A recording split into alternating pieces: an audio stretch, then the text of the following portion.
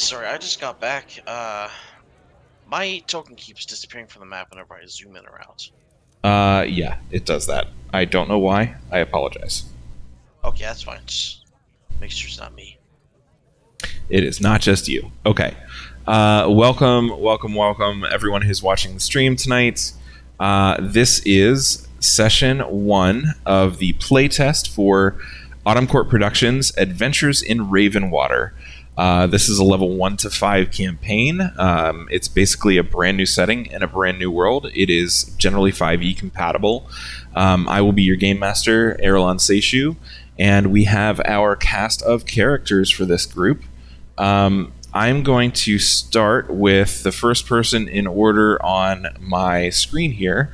So, Ternari, why don't you tell us what your Discord handle is or what you go by, and then also a little bit about Ternari Lefelium.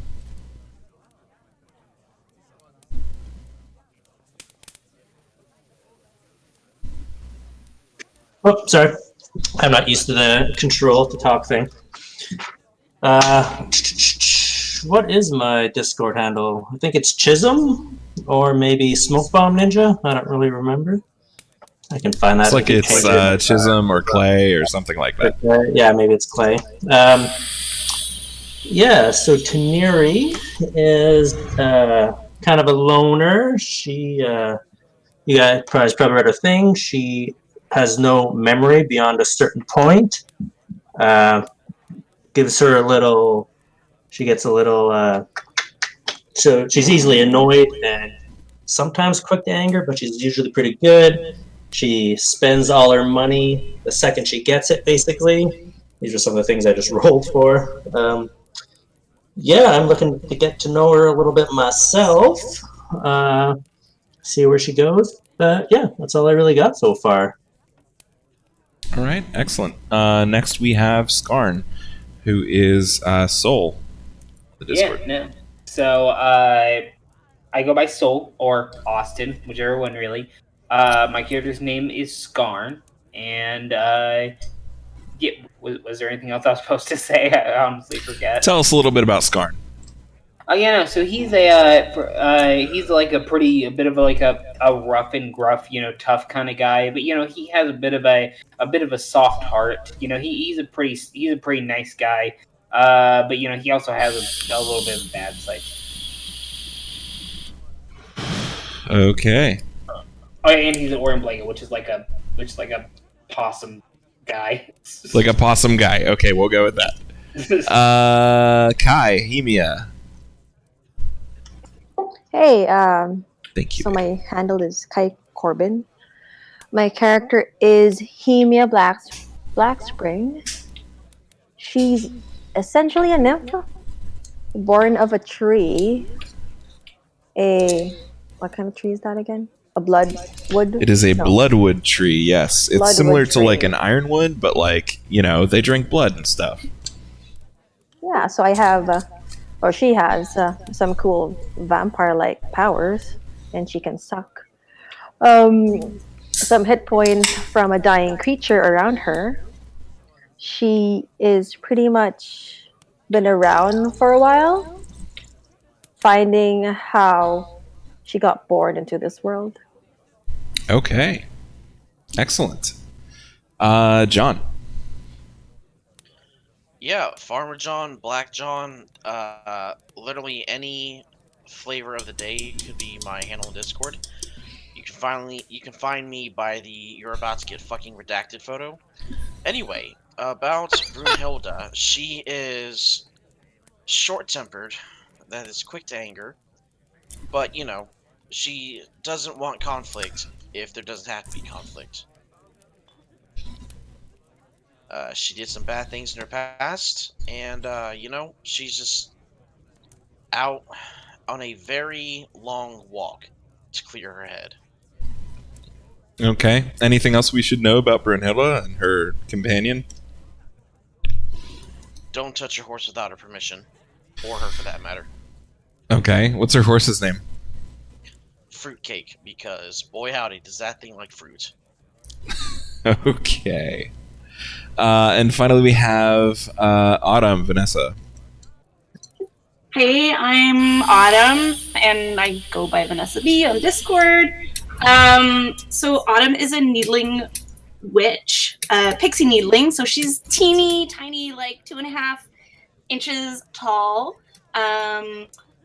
So definitely the smallest in the party. She learned how to be a witch by sort of sneaking and spying on a witch who lived close to where her family lived. And she stole the makings of the witch amulet from the witch that she was spying on, and then had to leave where she lived because the witch found out about it. She is relatively new to being out and about and not close to her home, so she's a little wide-eyed, doesn't always know exactly what she's doing, but yeah, it should be fun. All right. Excellent. So that is our party. And we are going to begin. So our beginning location is the Crossroads Inn. It's located in the city of Ravenwater, which you can see on our lovely map here. The Crossroads Inn is located in an area of temporarily warped space that allows the bar to act as an intersection between Ravenwater and the Shadowlands. One entrance leads into the Shadowlands and is accessible only by Shadowkin, and the other entrance leads into Ravenwater, accessible only by residents and visitors of Ravenwater. The world fades into the place where ale is always flowing and the food is piping hot. Unlike most taverns, the floors and counters here are clean enough to eat off of. This is due to an elderly needling that darts around cleaning spills and charming the floor to keep stains away. Behind the bar is a burly, middle-aged snow dwarf man who always has a cheerful grin on his face, making him look decades younger. The floor is made of boards of gray iron wood, the walls are constructed of chiseled gray stone, and the roof of the building is made of red-dyed clay tiles. The bar has 3 levels with different activities taking place. The basement houses the fighting ring where bets can be placed and coin can be won. The ground level is where the bar, kitchen, and a large stage are located. On the top floor, it has card tables, a stage for performances, and some just regular tables. Out the adjacent door to one side is where rooms for travelers and the innkeeper are located. Zooming in a little bit on the basement, it's made of carved stone, and the floor has a large sand pit in the center with an enchanted fence around it so that any damage stays within the ring. Outside of the ring are tables for observing and a large chest that bets are to be placed and locked before the fight. The bar has exotic liquors from all over Odari, alongside the standard beers, ales, meads, and whiskey for those looking to drink without emptying their coin purse. The bar top is made of red-stained monk's fur planks, coated and polished to a glass finish, and has no stools along the bar. Rather than stools at the bar, patrons are encouraged to take up some of the many tables present within the basement and main floors. The top floor is nicely decorated and has less light to create a more intimate environment for the bardic performances and gambling games. The stage is fitted with instruments the innkeeper has collected from travelers all over Odari. They're available to any bard willing to test their skill on the crowd. Players, how did you enter the Crossroads Inn? Kirnari came in from the Shadowlands. Just a wisp of a shadow. Immediately went to get a ale and then went and sat in the darkest corner she could find.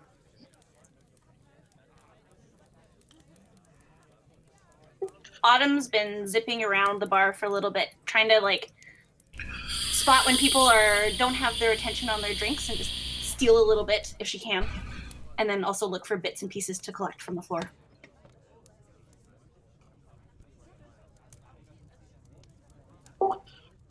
Brunhilde came in from the street. She's just looking for some water for herself and her horse.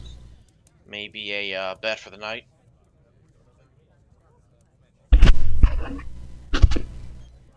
Hamia's been sitting around the tavern for a few days now. She's not really new, but she's waiting for somebody or someone.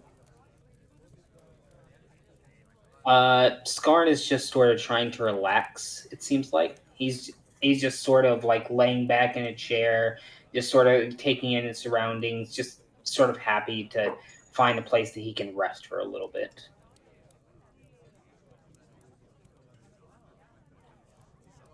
Okay. And do you notice each other? That situation that we talked about in the role-playing chat happened, I believe. As Autumn came to take a sip, Tiranari just leans forward, clears her throat to get her attention. Oh, I'm sorry. Is this your drink? I didn't see you there. That's okay, little one. I imagine you wouldn't take very much anyway. I can buy you your own, though, if you like. I don't know if they have cups my size. We'll get a thimble then. I wouldn't say no. Tyr would get up, walk to the counter, get the smallest drink she can for her, and then invite the pixie over to have a drink with her. And I will come and sit down on top of the table, because the chairs are not my size either, and gladly join Tinari for the drink. All right. Is anyone else noticing this Shadowkin buying a thimbleful of whatever this beverage is for the pixie? Or the needling, I'm sorry. Hemia does notice from afar. Gonna go over and join them, or just kind of something to file away? She's just gonna be sitting at her table and just chuckle to herself and just keep watching. Okay. Oh, Brunhilde? I'm sorry. Oh, no, go for it. No. Skarn is going to notice this, and he just sort of raises an eyebrow a bit as he just sort of not really like scoots over, I guess, but sort of like hops from seat to seat until he's like near the group, and he's just like, "Hey, I noticed you were just going around getting drinks. You can just Siri, what are you doing? Shut up." Sorry, my Siri went off. He just says, "You were just able to get drinks like that. Is that something you can just do here, or how do you get away with that?" Well, you have to try and be quite sneaky and go when people aren't looking. I see. But sometimes you get in trouble. Very, very interesting. Very interesting.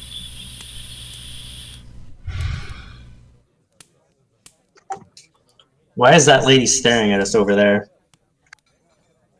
Talking about the nymph or whatever she is, staring at us. Skarn would look over and he just sort of raise an eyebrow. I'm not really sure. Never did appreciate the staring types, honestly. I suppose maybe we could address her if you wished. What's up, guys?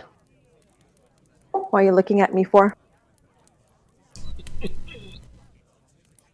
Well, if I'm not mistaken, you were the one who were looking at these two over here. I'm just looking for more people to buy drinks for. Would anybody like one? No, I'm afraid I'm not exactly much of a drinker myself, unfortunately.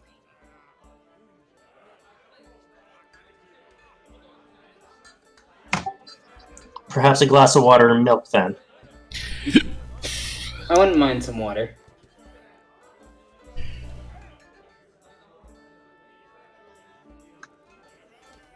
Consider it done. She'll get up, grab a glass of water, ask Hermia if she would want anything while she's up. Ask the barkeep if there's any like blood wine around. Here does. Where's the bartenders? The bartender is the dwarven man behind the bar. One blood wine and one glass of water, if you got it, sir. Of course he does. This is the Crossroads. They have everything. She'll pay for it and walk back to the table. So, Hermia, you look like you're looking for something. Why are you here all alone? Although I guess we're all here all alone. I'm looking for a lead from somebody I met a few days ago. Also, it's Hemia. Just throwing that out there. Oh, sorry, Hemia.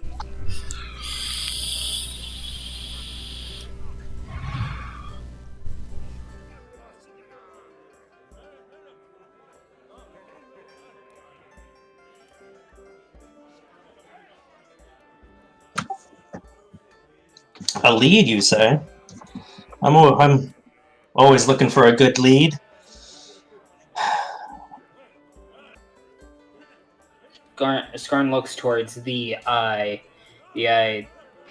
sorry, what is your race's name? Clay? Tears? Yeah. He's a Shadowkin. Skarn looks What's towards with the Puffy Panda? the Shadowkin, and he sort of What's with the cocks an mascot, eyebrow. Puffy Panda? Well, He's sir, a if you don't mind me homicidal asking. asshole, Wait. isn't he? Tiernaria, Ma'am. Oh, wait, ma'am. Yeah, he's a Okay, I'm serial sorry. killer. I He's couldn't tell by totally the serial picture. killer. I'm sorry. I understand. I'm kind of hard to see in these shadows. Skarn chuckles a bit and A just sort horn. of scratches at the back of his head. Apologies. Ma'am, if you don't mind me asking, what brought you to the taverns? Searching.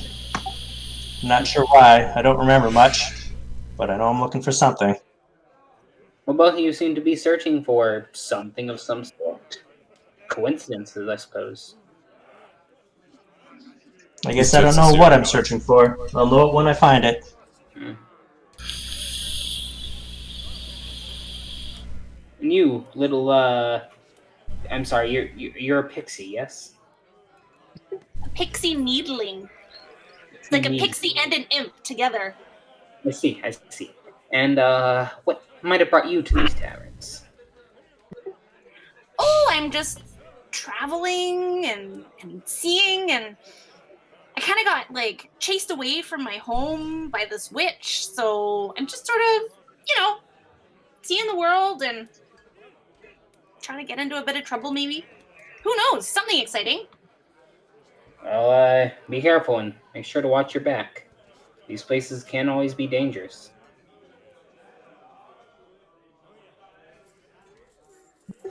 Don't worry, I'm fast and zippy. Well, I'd like to hope. She looked pretty fast when she was ripping around stealing these little sips here and there. Like a fierce hummingbird. Everyone does have to find their own ways to get by, of course.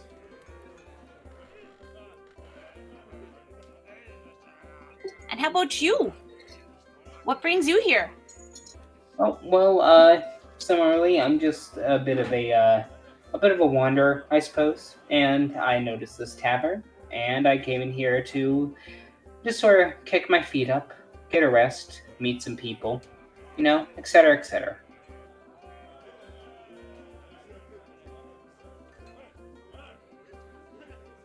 Well, here's to new friends, and she just lifts up her drink and downs her drink. Then waves the bartender for another. Skarn takes a small sip of his water, and he just sort of chuckles to himself. Friends might be a bit of a strong word, of course. Here's to new random strangers, then. More accurate.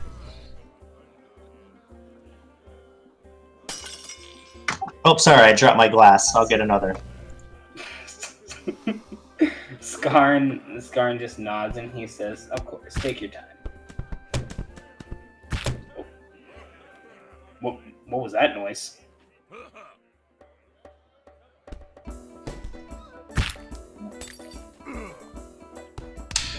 All of a sudden, you notice in this formerly peaceful bar, there seems to be some kind of brawl going on outside of the sand circle in the basement. The musicians just kind of shrug and up the tempo. The rest of the patrons are just kind of watching what's going on right now. Free entertainment, right? Well, this should certainly be exciting. And Skarn is going to go ahead and take his drink, chug it on down, and make his way down to the basement to see what's going on. Oh no, this is on the main level. Oh, I thought you said it was in the basement. I'm sorry. No. This is a fight happening outside of the regulated fight area in the basement. It's happening on the first floor. Would anyone like to... Like a death-like fight, or just like a classic bar fight? Classic bar fight. Who exactly is fighting at the moment?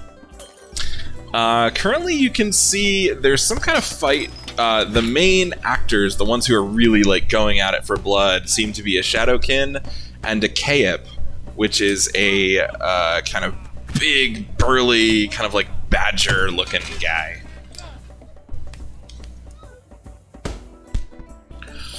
Darn is going to look on over to the other two, and he says, "Whoever wants to take it, I bet you 1 gold piece that the big badger-looking man is gonna win this." I'll take it for the Shadowkin. And Autumn's gonna fly over to like whatever the nearest table is that is like close, but like just out of range.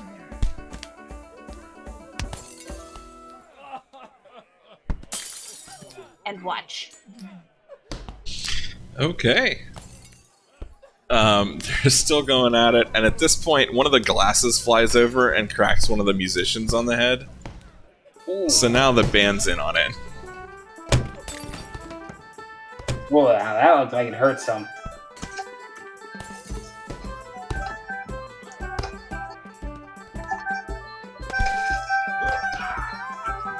Yep, he's gonna actually says, "You know what? Double or nothing." One of those band members ends up on top. Double or nothing. That what is it? Possum thing? So what are you again? I am an Orenblega. Double or nothing. That the Ormblega goes down. What, me? Shake on it. Wait, who that I go down? That- Or the one that's fighting? The one that's fighting. Ah, I see. Shake on it? I'm trying to shake on that. Nice. And then she's gonna get up and she's gonna hit the guy to try and take him down faster. Double team him with a. Oh no, Scar's another gonna get up. Oh hell no, and he's gonna get up.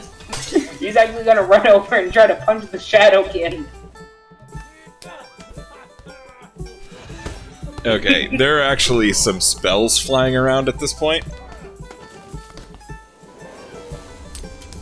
How is the bartender right now? He's not looking great. This isn't his favorite thing. Is he trying to like break the fight apart? Yeah, he's got a big club in his hand, and he's going over and trying to break people up.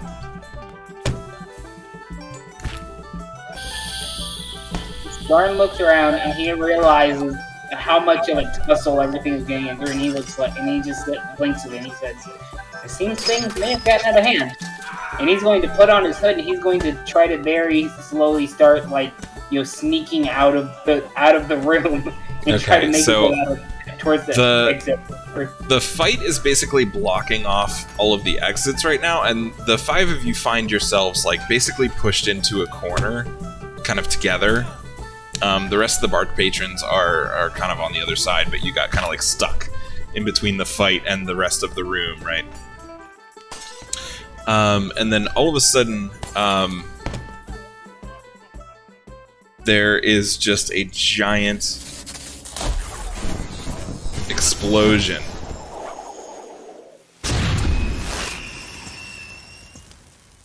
Jesus.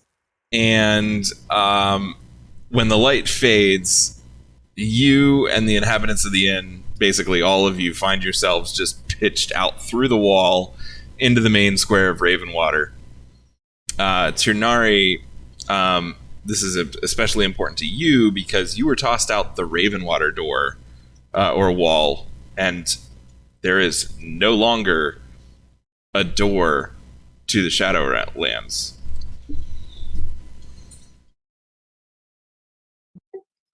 What was that? Is that how bar fights usually go? With explosions?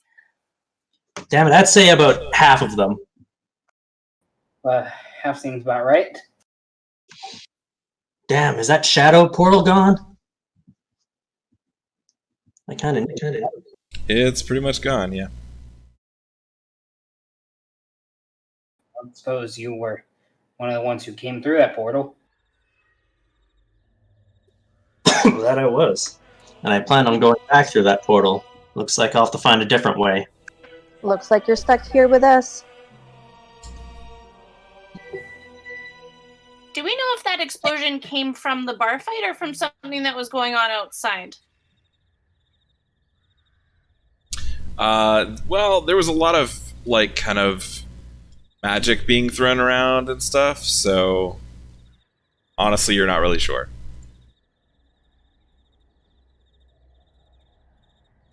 Hey, Skarn, by the way, I think I saw that Ornblag guy fall down first after the explosion. You owe me 2 gold. Uh-huh, sure, friend, sure. Paintings are it didn't happen.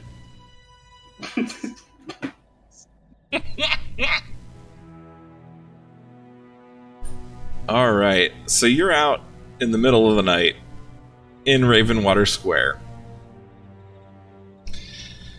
The barkeep, the dwarf, rushes over to Tunari, and I'm so sorry. The door is broken beyond repair. It'll take us at least a week to get the mage here to fix it, but if you come back in a week or so, we'll send you through for free. Here, this is the. By the time I pay the enchantress and fix the tavern, this is all I can spare right now. And he hands Tirnari a purse with 10 silver pieces in it. She looks annoyed and she just snatches it out of his hand. I'd better get through for free. It's kind of unacceptable. He looks at the rest of you and he just, perhaps by checking the job board, you'll be able to afford to stay somewhere else in town. I'm so sorry. And he just kind of hangs his head and goes back and starts kind of like just picking through the rubble, looking just completely defeated by the whole situation. Well, I especially feel bad for that man over there. He seems like he's taking all this the roughest. Now I feel bad for snapping at him. Either way, I'm going to head. I don't know about you all. I am going to head on over to that job board. I mean, after all, jobs are the whole reason I came. One of the whole reasons I came over here in the first place. Well, I apparently have a week to kill. I'll follow along. Sounds good to me. It is midnight. I'm taking my horse and we're going to bed. Wait, is it nighttime? Is it nighttime? Oh yeah, it's late at night. I think we should look for a Like place to between stay at. midnight and 2 a.m., the witching hour. I'm gonna go check out the job board first, just to see if there's anything that piques my interest, and then I'll go find a place to stay. Okay, so who's doing what? Is everybody going to the job board, or are you splitting up, or what's going on? Skarn will check it out. I'll tag along to the job board. Hey, Mia.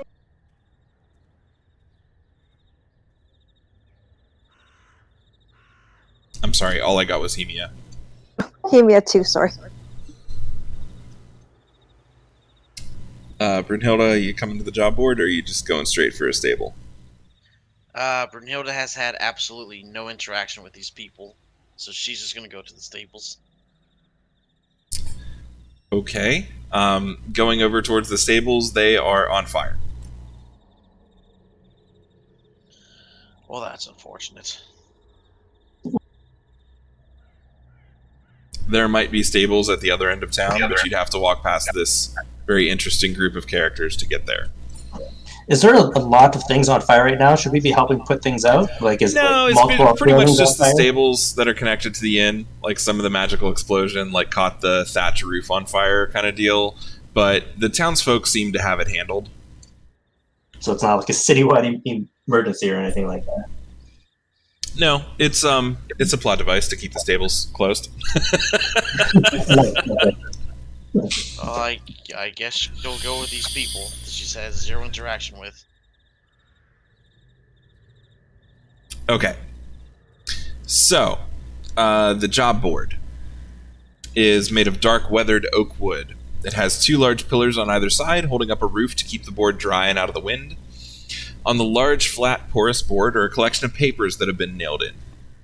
There are several jobs posted that look new, such as rat clearing in the cell of a merchant, a post looking for a bard to perform at a nearby tavern, namely the one that just exploded, posts warning of Amazonian attacks getting closer to Ravenwater, and posts complaining about a pickpocket problem in the market. Standing apart from these jobs are 3 that look like they've been up for a week at least. The paper is torn and there are water spots, but the ink is still legible.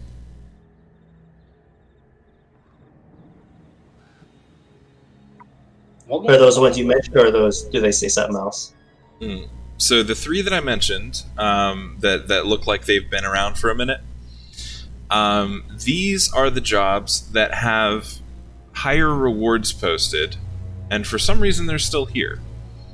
So the important looking job postings, one of them is an escort and protection job for Sir Advac Pinecrook, an herbalist who's looking to have a shipment of herbs transported to a near town, and a rescue mission for a miner posted by his family. Those are the 3. So escort and protection, kind of guard duty for a shipment of herbs, and a rescue mission for a miner. Interesting. There looks like there might be some fun things to do in this town. Or I guess outside of town. I might need more help than just myself, if any of you are interested. I'm going to go get a good night's sleep tonight, I think, and then come back first thing in the morning to inquire about any of these, but just throwing that out there. Skarn smiles a bit, then he nods. It is always good to travel with more people. Better safe than sorry and all that. Everywhere is new and exciting for me. I would love to tag along. All right, well, if any of you are interested, I'm going to go to bed and see you in the morning. And then Tira's going to go off to try and find a place to stay.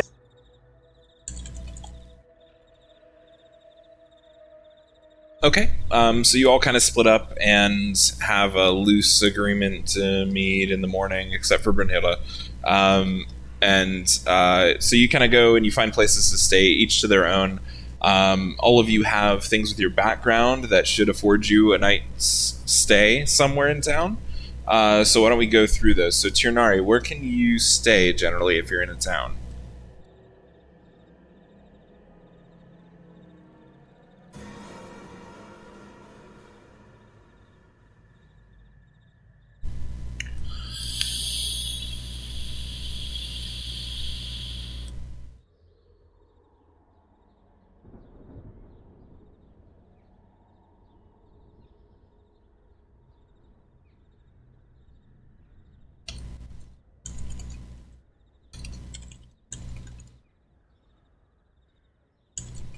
Oh, sorry.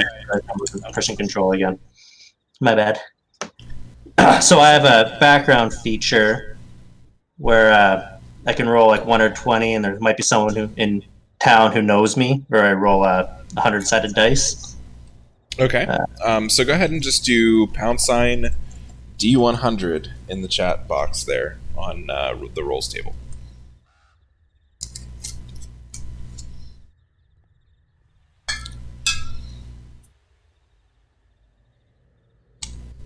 All right. There is someone who knows you in town. As you're walking down the street, somebody says, "Hey, you're Tirnari, aren't you?" I am. Do I know this person, or is it like someone... You have no idea who this is. That's my name. Who are you? You owe me 50 gold. I'm pretty sure I remember you owing me 50 gold. Oh, yeah? Well, tell you what. Let's just say you give me a place to stay for the night, and we'll call it even. Well, Alright, fine, but I'm not giving you breakfast. That's fair. Okay, so Tirnari has a place to stay. I'll go, and through conversation, I'll try and figure out who this person is. Ask some questions about me and that kind of stuff. Okay, yeah, sure. I'm gonna ask you to get back to me on that in the role-playing chat, like, after session.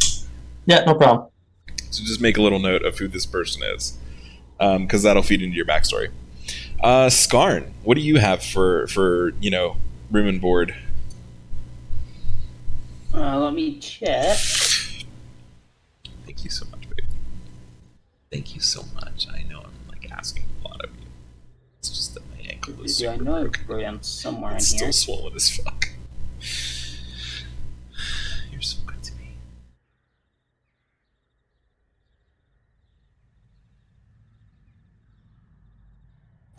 Well, it says that mainly solitary, living space, other kind.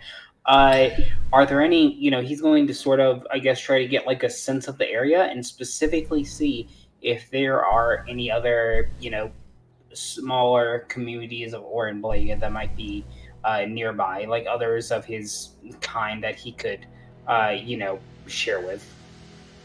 So there are some Orenblega that you noticed, like when you were traveling here, you noticed what looked like a burrow kind of like outside the city walls, but the gates are closed at this point.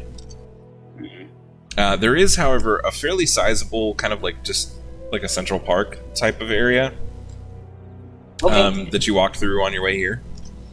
In that case, he's going to go out there and see if he can try to find anything that might be similar to, a space that'll be generally covered from anyone that walks by. Possibly even like a nice tree to sleep in, something along those lines where he can like sleep while not being seen, so he wouldn't be. I was gonna say, yeah, there's definitely like there's a nice like big like fir tree that you could totes like get up into and like nobody would really be able to see you from the outside kind of thing. Ah, perfect. That's wonderful. I will sleep there for the night. Okay. Who's next? Hemia. So, I would like to say that she's been around here and she would like to go to find like a forested area or just like a somewhere with trees. Lots of trees. It's going to be that same park that that Skarn went to, but there's plenty of trees here. Okay. Hemia will just sit down at one of the bases of the tree. Like she's gonna find the biggest one she could. Just She's kind of gonna like sit down. Sit down meditatively at its base and back against it and that kind of thing. Yep. And then she's gonna come to a trance. Okay. Excellent. Autumn. So Autumn has a alchemist background, so she can do friend of the trade, and if she finds an alchemist in the town, then they are usually willing to let her sleep there.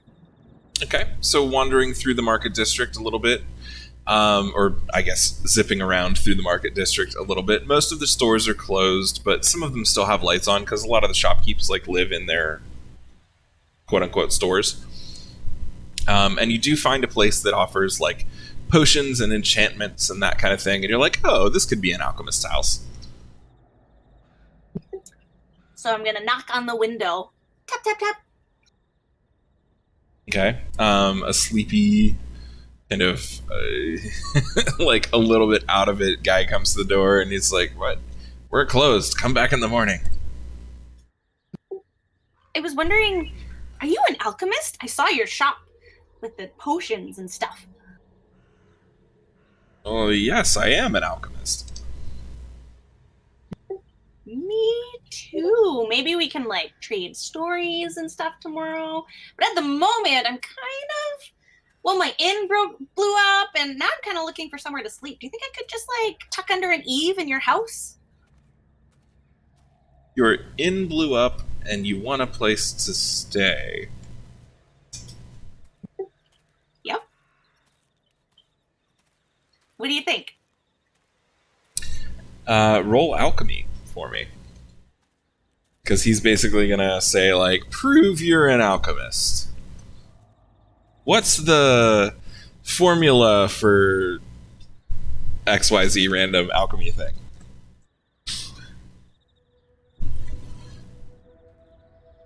Okay, a 22. So you recite that thing, plus, like, its 3 corollaries and secondary uses of each ingredient, and finally he's just like, okay, you know what you're talking about. Yeah, come on in. You can sleep in the corner over there. So I find just a little spot. to bed down, maybe some like dust bunnies to lay on or something. Right.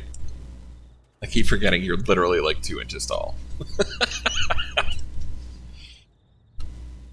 All right, and then finally, John, what are you up to?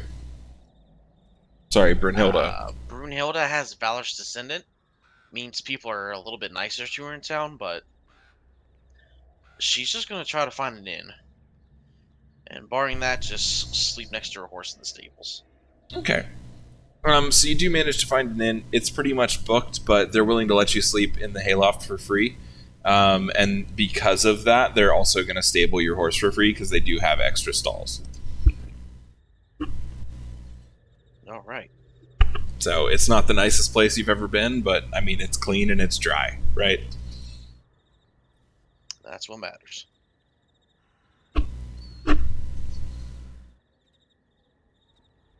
All right.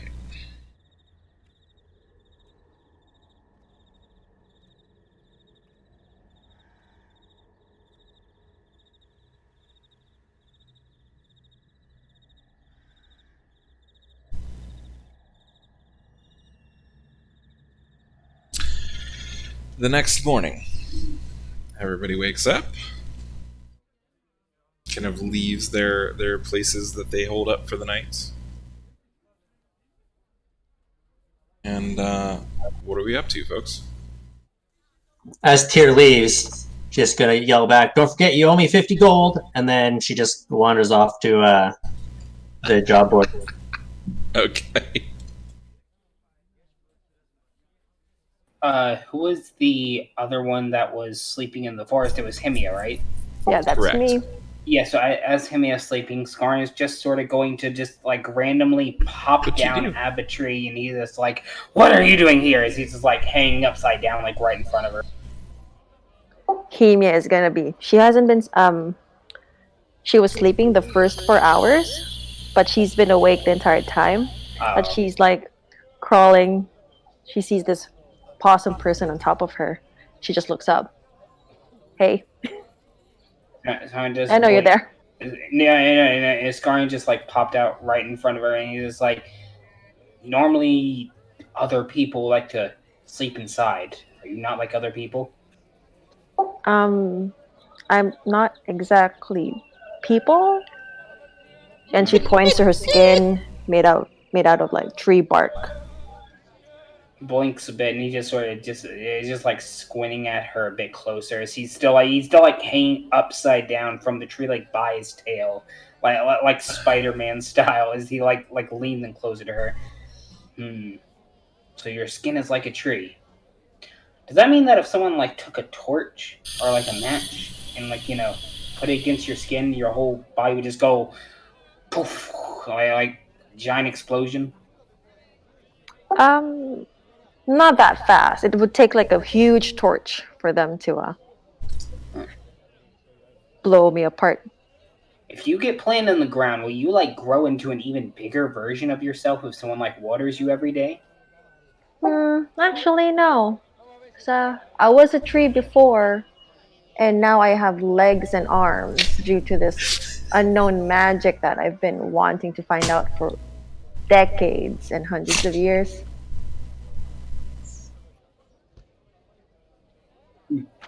Interesting. By the way, and he just sort of does like a little spin flip thing out of the tree and lands on the ground in front of her. We should probably get going. Yeah, let's go to that job board thing and meet the rest of the crew. Okay. And yeah.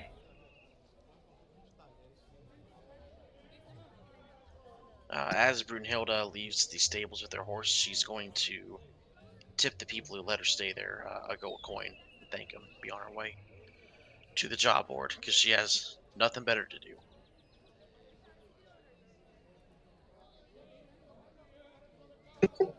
And Autumn's gonna talk the alchemist's ear off for a little while, and he's probably gonna eventually shoo her out of his house, and then she'll make her way to the job board as well. Okay.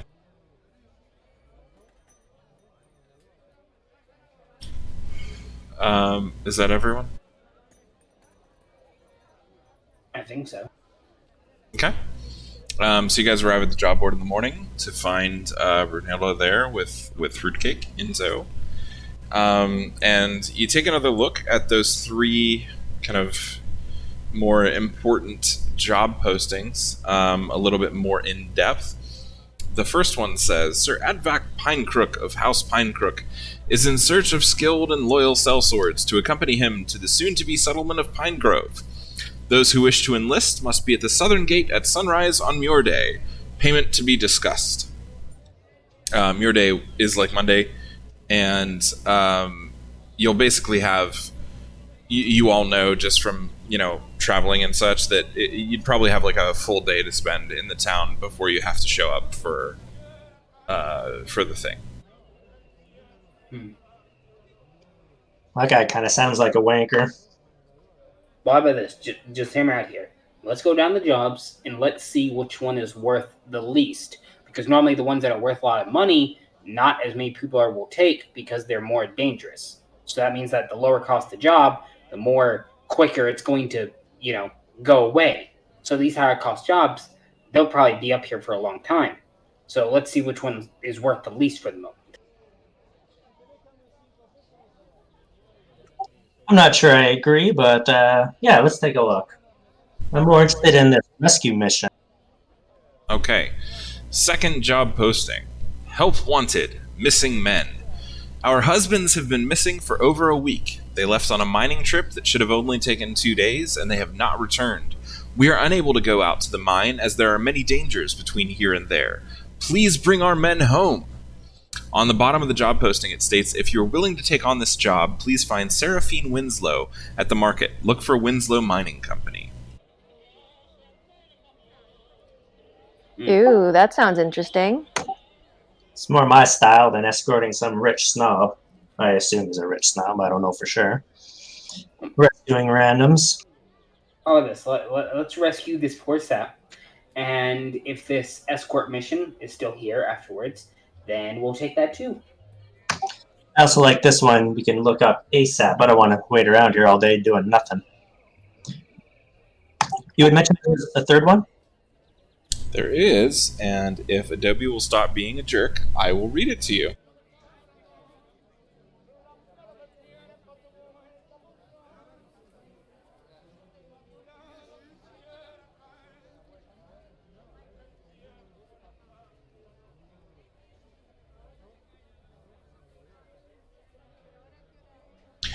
Okay, job posting, the third. Pexite Serpentail is looking for adventurers to escort a shipment of tinctures, herbal remedies, and rations to the town of Korga on her behalf. For more information, see Pexite in her shop, Tinctures and Incantations on the north side of town.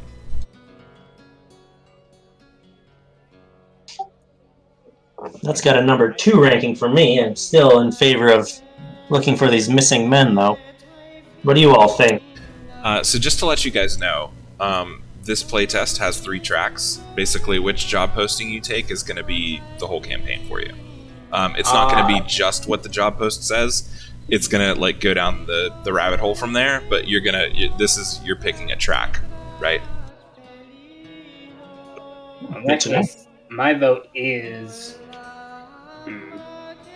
Well, okay, just being sure. So we have the mining one, we have the escort one. What's the third one? Escorting the herbs. Or escorting the guy. Yeah, you have the bodyguard, the rescue, and the escort, as I see it. I say the rescue. That I'm still down more for it. interesting to me. Anyone else have a preference? I would prefer the rescue. Looks like we all want the same thing then. How about Okay. you, little pixie over there? Oh, I'm just excited to see new places. Really, anywhere is good. Oh, and mines are super exciting. Just, you wait. Okay, so you're pretty much on the mining company rescue. Yep, so we'll head towards the market, I guess, and look for the person we're supposed to meet. The Winslow Mining Company. is what you're looking for. Winslow Mining Company. I'm not Anybody have exactly- Streetwise? Anyone have what? Streetwise? I have an investigation.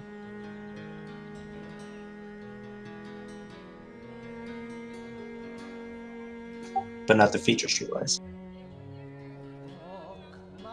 Wait, is Streetwise a feed or what is it?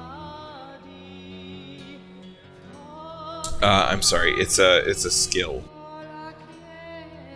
Or I'm thinking of the wrong Not game system. Hemia.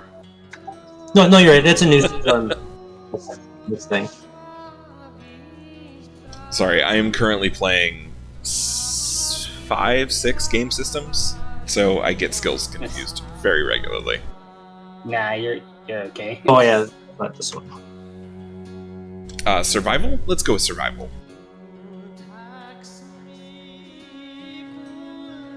I have a +3 to survival. Anybody got it better than +3? I got a -1. I'm proficient in survival. As mine. Alright, if you are proficient in survival, go ahead and click that button.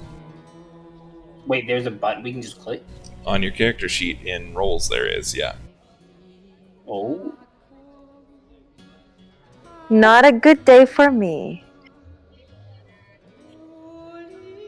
Even worse day for me. I think it's over there, and she's kind of like, she's still hungry Could from the blood wine. Skarnus just like walks over to the river and he's like, I have a feeling that the mine is under this river.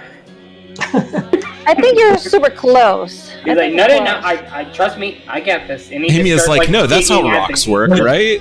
He just starts like digging at the ground. could Tyr roll investigation to try and Yeah, go for it. Okay, so Tyr, asking around a little bit, like for the Winslow Mining Company, you get directed to a brown tent with a sign that says Winslow Mining Company in black paint on it. Out front, you see some mining tools, some ore, like on a kind of like sales bench, as well as general mining equipment such as lanterns, torches, rope, mouth coverings, and you see. There is a middle-aged woman with a couple young kids, kind of like trying to corral the kids because they have that like childish energy going on, while she's still like manning the booth, as it were. Tyr is just gonna yell at the other two, "Hey, you two!" and then just gonna point at the mining sign as they're digging at the ground. And Hey, see, we're so close. Yeah, Skarnus looks over. He's half drenched in water right now, and he just sort of gets up and just sort of shakes himself, just splashing water everywhere. And he's like, "I knew that. I was testing all of you. Yes, but let's go." And then he just walks off. gonna walk up to the lady in front of the building. Okay. Are you the one we're What supposed can I to help you with, sir? Welcome to the you- Winslow Mining Company. We have the best mining supplies that you've ever seen, and my husband would tell you all about it if he was here. And she just kind of like sinks a little bit. I'm sure you have the best mining stuff around. We're more interested in the posting on the job board. She immediately perks up. So I'm assuming your husband. What can I? You're responding to the job posting? Oh my gosh! Thank you so much, sir. Thank you so much. Thank you. And she just starts with this like machine gun barrage of like thanks and words that make no sense to you because they're not in any kind of order. But like that posting has been up for a week. She has no idea where her husband is, and she's just like super effusive right now. Tara will just be like, "It's actually ma'am." And then she's going to just mumble to herself, "I need to get more flattering armor." Yes. I'm sorry, that's my bad as a GM. Don't you know that was females wrong with have that. to wear very skimpy armor in fantasy worlds? Obviously. Yeah, well, you weren't wearing a chainmail bikini, so I just assumed. Yeah. Classic. Yeah, so can you tell us all about your husband and the other missing men? Where is this mine? Okay. So the story that you eventually get out of her, there are a lot more words here, but I'm going to paraphrase it for you. So the Winslows are a family made up of a wife, 3 kids, which are 2 sons and an infant daughter, and the missing father. Seraphine's husband and his mining crew went to scout out a mine in the north, and they've not returned in a week. She's concerned that he may have been injured or trapped inside the mine. She's willing to give her father's prized disarming sword and some coins that they'd been putting away for a rainy day if you're willing to return her husband to her, dead or alive. She just wants to know what happened to him. Do you know the exact route that they typically take to the mine? That would help. She has her husband's surveying map. She can give that to you so you'll know exactly where to go. And when I look at this map, about how long would it take to get there and back, kind of thing? It'll be like a solid day of travel. Day of travel. Nice. Interesting. She just takes the map. Okay, thank you much, Lee. She doesn't really care about the money or the prizes, but if the others do, they can inquire about it. Anybody else want to speak up at this point? No. Scarman's like, you mentioned a sword of disarming. Could you go into more details about that? It is a disarming sword. Sorry, guys, I have things in 15 different places.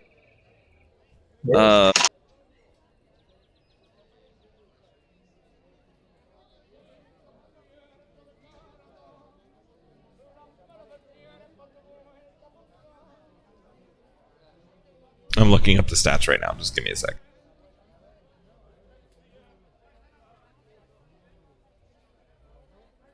Cough, cough. Check your office. Oh, I am in the office. I am pulling it up right now. Yep.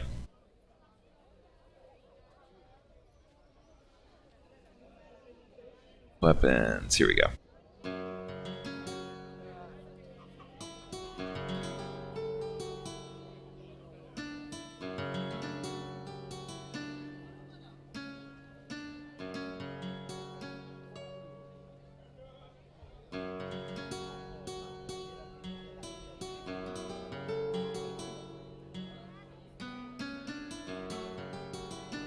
Okay, I see arming sword. I don't see disarming sword. Ah, there it is. Okay. It is a...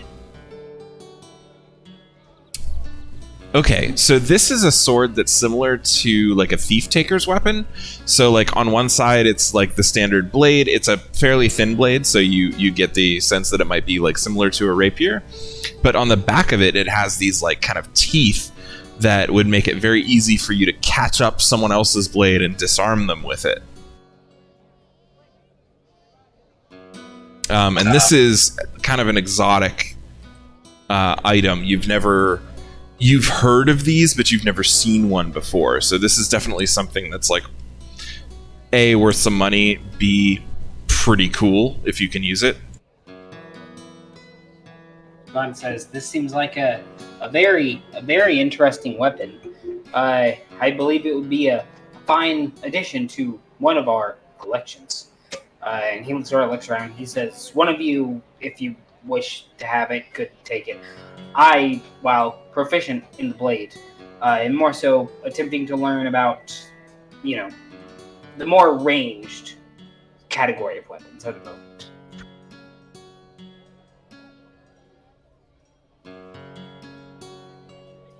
Tears are still looking at the map. Okay. Anyone else want to talk to Seraphine? Hima's gonna ask, so how does your husband look like? What was the last thing he was wearing that you remember? Okay. She gives you that information.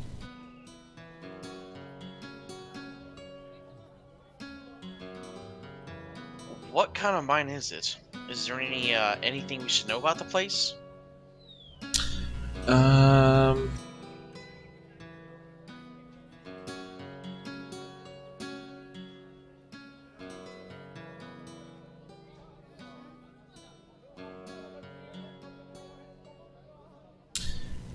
It's either iron, silver, or gold. Those are the 3 main things that they mine here. but he did seem to think that this was a very rich vein of whatever he was looking for. Also, apologies. I'll be right back. I just have to use the restroom. I was going to actually say we're almost to that point, so it's for me it's 10:20. Do you guys want to take 10 minutes and be back at 10:30? Sure, that works. Sure. Okay. Sounds good. Okay. Cool. Works So we for will be me. back in about 10 minutes, folks. And we are back. So, Intrepid Heroes. We have met Serafina Winslow. We have found a map to where her husband and his mining crew went wrong. And we know that they were out there to get some ore, kind of like just unspecified ore. And that they would like you to go out there and find out what happened to them. And if you can't find them alive, then bring back the bodies. Is basically your directive at this point. Is everyone here with us at the talking tour? I just want to make sure everyone was there. I believe so. Yeah, you guys all grabbed the job posting from the board and you all went and talked to the widow. Is that correct? I think so, yeah. Yeah, I think so. We were Perfect. just getting some extra information from her. One more time. We were wrapping up some extra information from her. I actually had one more question for her. Go for it. If we bring back ore, would you buy it from us?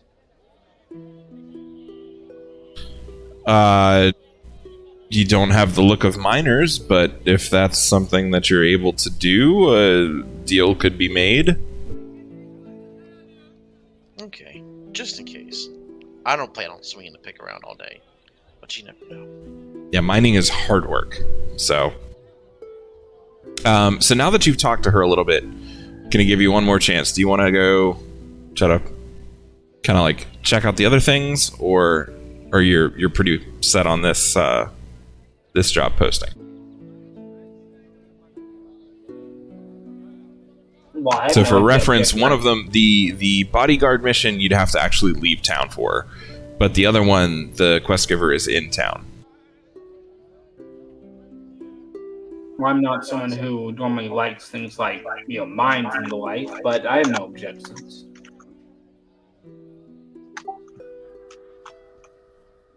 I'm good with this mission.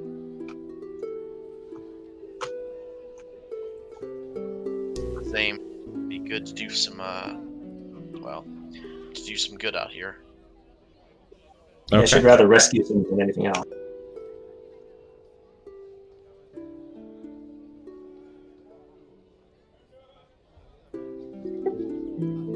Sounds good to me. Okay.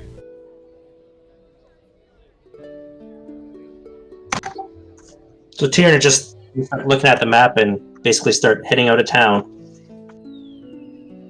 All right. You guys all just kind of following Tyr?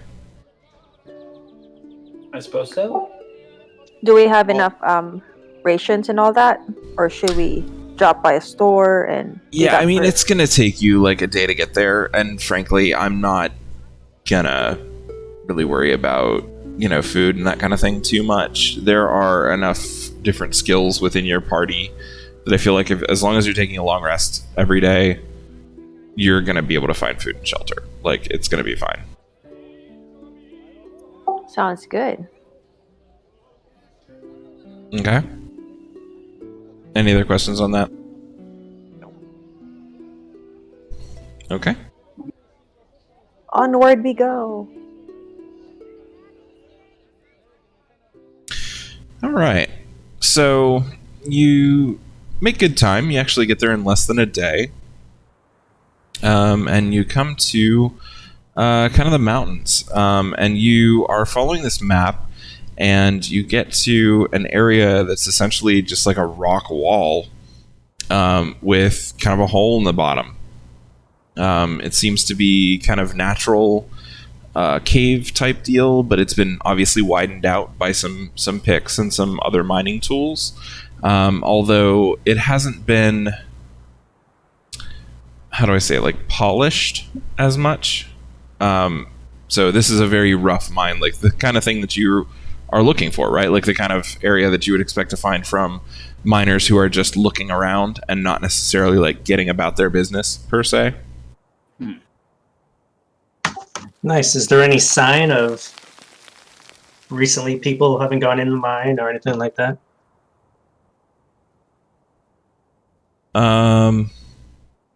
So you don't necessarily see anything, and right inside the kind of the entrance, there's like a big like kind of patch of just like piled up stuff, like rocks and dirt and stuff.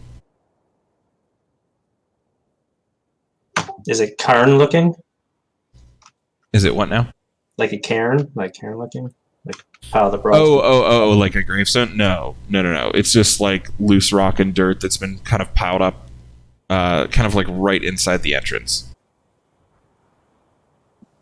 Interesting.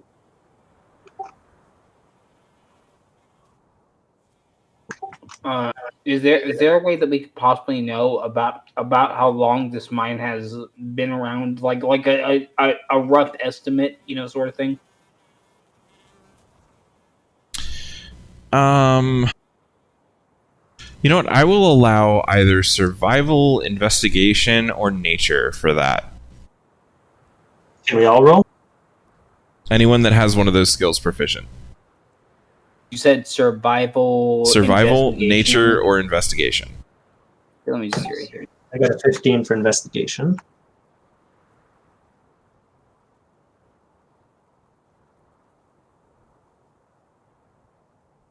I got a 5 for survival. Wait, hold on. Why is it only doing a +1 survival? Oh, okay, never mind. It should be a +3 because I don't have my proficiency and all that in it. But whatever. It should be a +7, or it should be a 7. I mean, so if it says +1, that probably means it's because it was a -1 for the skill and then a +2 for proficiency for you. No. On my actual sheet, it's a +1 for the skill because my wisdom's a 12, and then a +2 for my proficiency. So I think it's just not adding my proficiency for some reason. The reason is me. I will fix that later. So let's just add +2 to that for now. So you got a 7. Yeah, it's whatever. It's still, All right. Anyone else want to roll survival, nature, or investigation? Sure.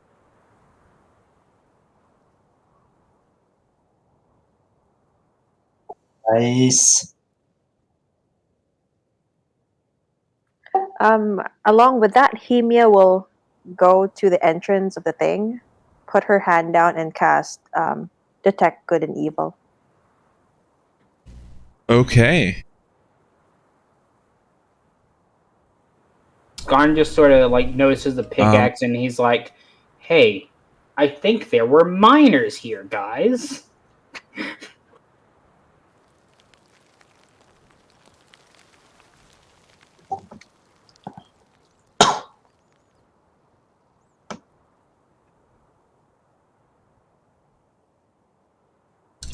So you do, in fact, sense some evil. Okay.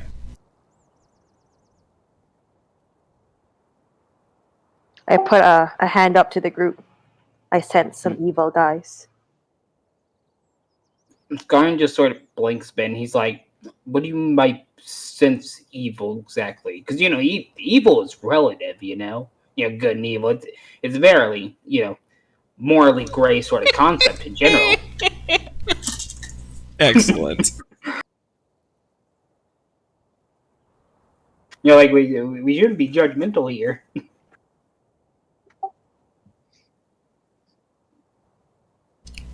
Hemia? Yeah. So what sort exactly of evil constitutes evil to you?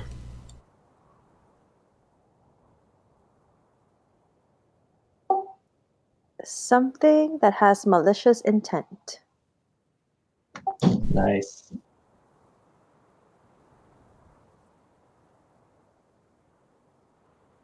That's a fair answer.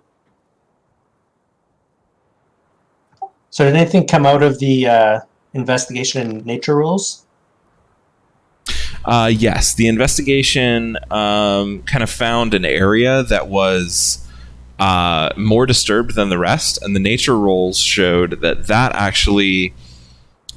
So there's a big pile of rocks and debris, right? You found an area that looked like it had been more disturbed than the rest of the areas, and you pointed that out. And then Hemia looked at it with a nature roll and said, "Oh, there's a tunnel underneath this pile that you can get to. There's like basically a stone slab across the opening of it. So if we move all this stuff off the top, then we can move the slab, and then we can get down into the tunnel, because the tunnel actually goes down. That part that like looks ahead, like it looks like there's a tunnel that goes in front of us, that's not real. Like that's a dead end." Interesting.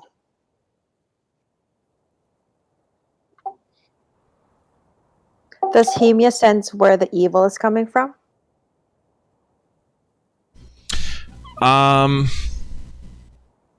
Below. That's pretty much all you get.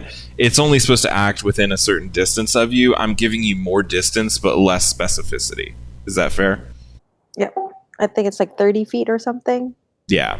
If it's the same. So I'm spell. just telling you, you can sense evil somewhere below you, and I'm not going to give you more than that because you're not close enough to know more than that. That's fair.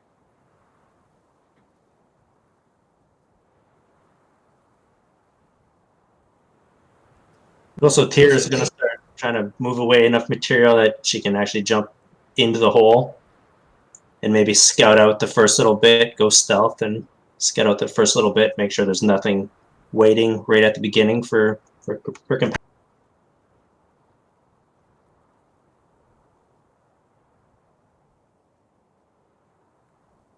Okay, cool. So sorry about that, guys. You're going to be up here.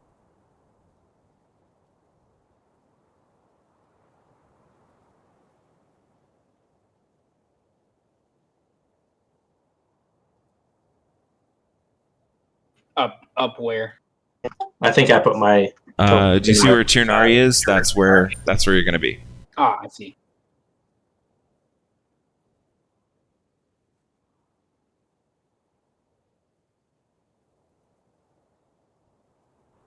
And I realize the grid doesn't align with the grid on the map. That's fine.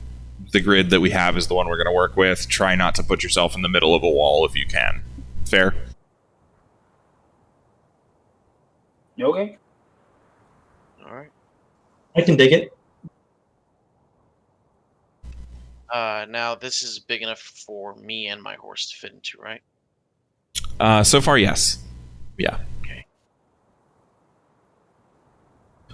All right. So you guys are here. Do you want to do anything, or are you just kind of like marching forward into this tunnel? Skarn is just sort of marching down the tunnel with the others, but actually, for the honestly, because I just think I had completely forgotten about it at a game. He just sort of just now notices Brunhilde has a horse, and he looks sort of shocked, and he's like, "That is a very impressive beast you have there." She has a name. It's Fruitcake. Please refrain from calling her a beast. What is her name?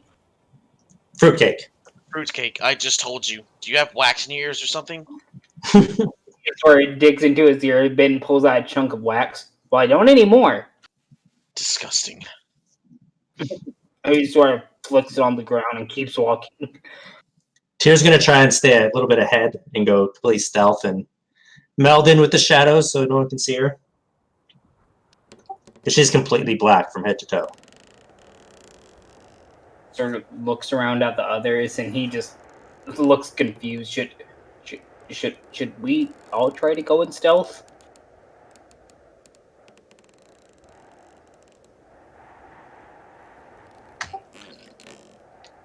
I mean, it's better to take them surprised than us by surprise. That is true. Well, Yeah. my horse and I are not exactly built for stealth, so I'm going to let these Shadowkin do what they do best.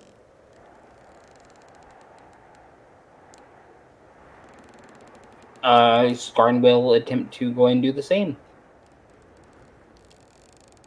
Camia will attempt to stealth too. Okay. If you are rolling stealth and you have a button for it, nope. Ternari, you're moving downwards. The tunnel. I'm going to move Skarn a little bit here. So you guys someone see the basically- wall there? You all see me. See where my Airlance issue signs are? There's a wall here. Do you see it?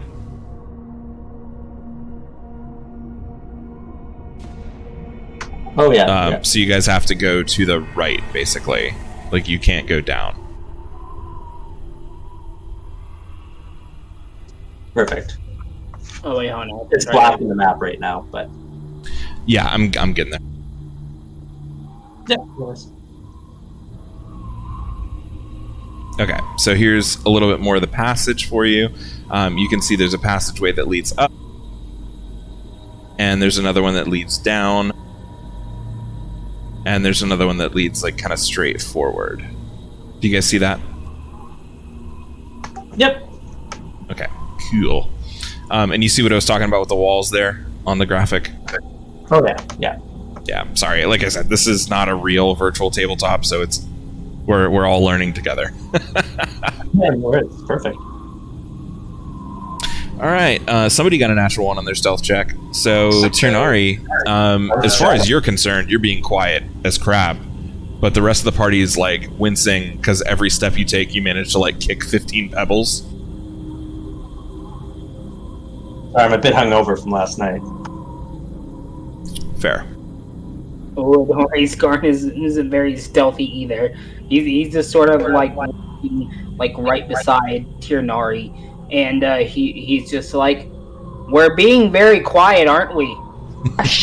Right, like in a full normal tone of voice. We're being so quiet right now. You guys are doing a really good job. Autumn kind of like zips in towards you guys. Like, I mean, you can kind of hear a little flutter, but it's like butterfly wings, right? Like, yes, there's sound, but not really. So anyone have a preference to which direction? Up, straight, or down, or right, left, or straight, or down?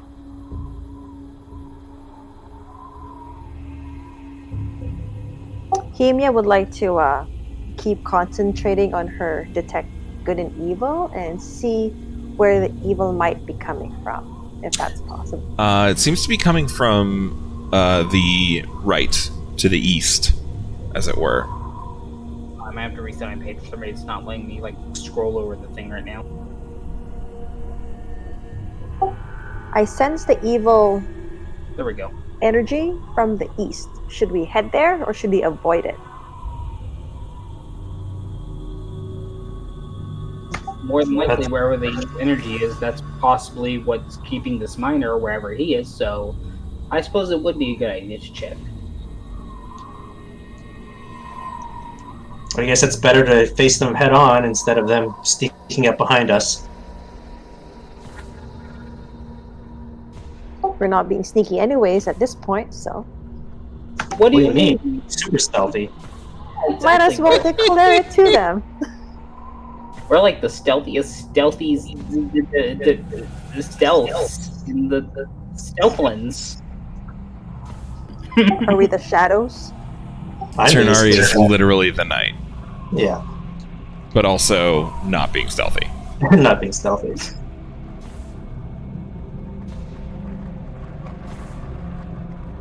Yunari, don't listen to them. You're being graceful as a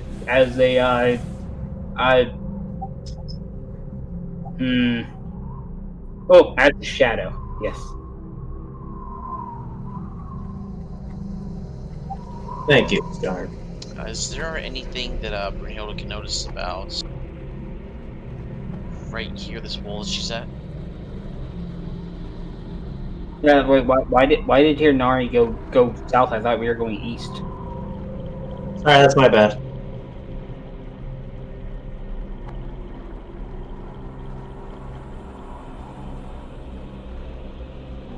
I'm sorry, guys. I'm looking up 15 things. Okay, so Tiernari, there is not actually a wall there. It's like a... You guys can kind of see that. It's like a broken wall, like an actual brick wall there. And what you're seeing there, Brunhilde, is just the debris from the wall having been broken down. Oh, okay. And please bear with me, because I'm desperately trying to find this stat block for these creatures that you might or might not face.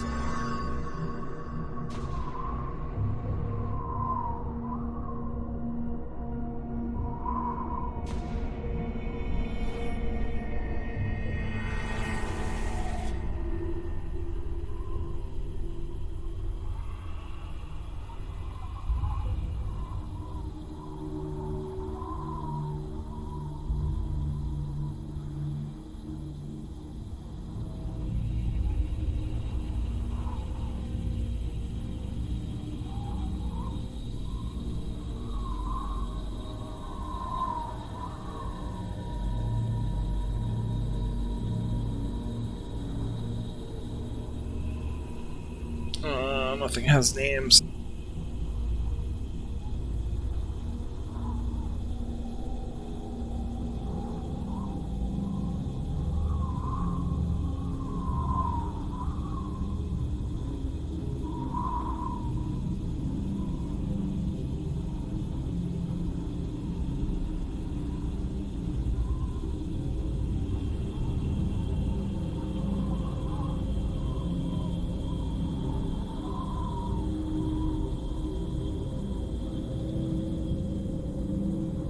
Is this it? Yes, this is it. Okay, I found it.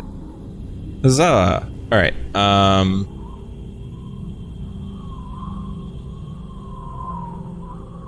Alright, so you have found yourselves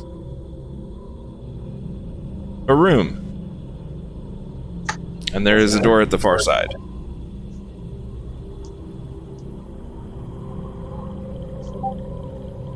Is there anything interesting about the room? I see some things on the map, but yeah, so there's some torches, there's some barrels in the top corner there. In the middle is like this weird table with just like random stuff kind of on it. Like broken glasses and tankards and like some old rusty helmets and that kind of thing. There is some mining equipment kind of strewn about. It seems like maybe this is where the miners were like meeting up for dinner and such in their course of their activities. Are the torches lit, or I'm assuming they're dead? The torches are not lit, but you find them and light them yourselves. How about that? Do we need them lit? Does anybody here not have dark vision? I have dark vision. What about the horse? Autumn has dark vision. The horse does not have dark vision, okay? I think I have dark vision. Let me ask real quick. Jamie has dark vision.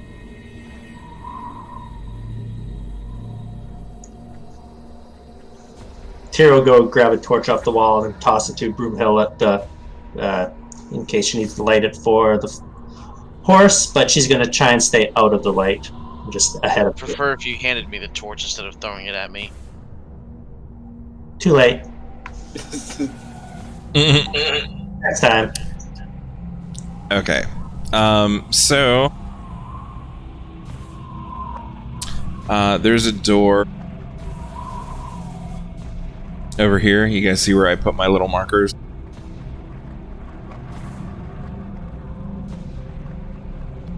Autumn would like to check out the stuff on the table and see if there's anything interesting for her to collect. Okay. And as she's doing that, you're just going to listen at the door. Scar wants to check down below because it looks like there's still some more darkness down there. I just wanted to see if there's if that's just like a wall or whatnot.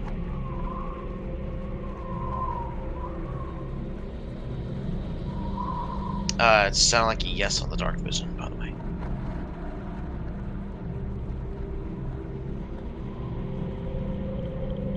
All right. Skarn, you are in a mountain right now. Yes. He burrowed. Just letting you know. Oh, in the side. Oh. I see. Sorry, I didn't realize that was a wall there.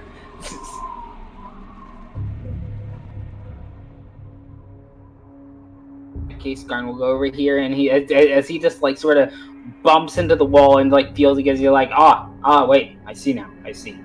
Okay, so whoever said they were listening at the door, roll perception for me. Okay.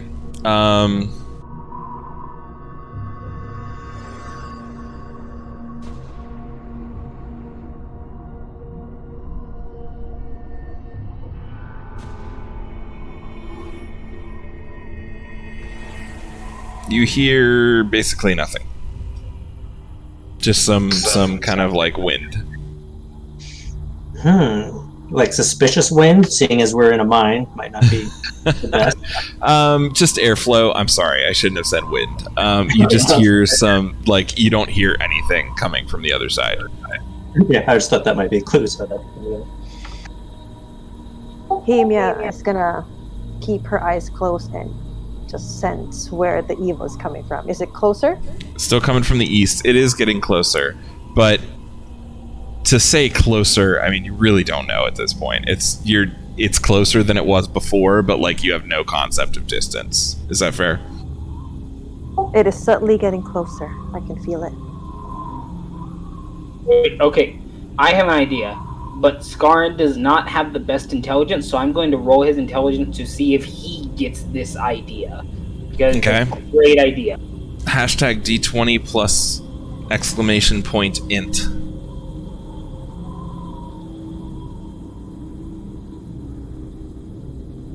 Okay, you got a 3. Okay, never mind. I'm gonna have to come up with a much dumber idea right now. Okay, he's going to look towards Autumn, and does this door have a keyhole? It does not. Hmm. I mean, go ahead with your idea though, because his int was really low. Hear me out here. You can use your fairy pixie magic to go through the door and scout ahead with us. Scout ahead for us? Just pass through the door. My pixie magic works like that, but I love the idea about the keyhole. Well, there is no keyhole on the door, unfortunately. Is there a crack under the door?